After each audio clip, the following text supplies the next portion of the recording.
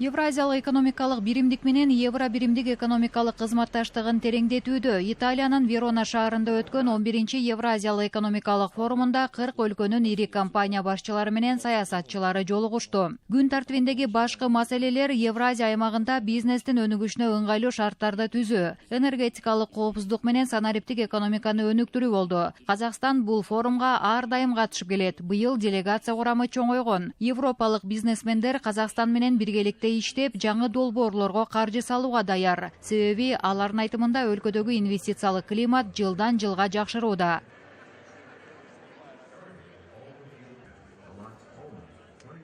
In this year, the economy in Kazakhstan is still Казакстан менен экономикалык кызматташтыгыбыз азырынча негизинен мунай газ тармагында өнүгүп келе жатат. Бул тармакта иштеп жүргөн италиялык компаниялар көп. Өлкөлөрүбүз арасында эффективдүү өнөктөштүк орногонун белгилеп кетүү керек. Казакстан өкмөтү өлкөдө ыңгайлуу бизнес климат түзгөн. Contractors are present and are working a lot.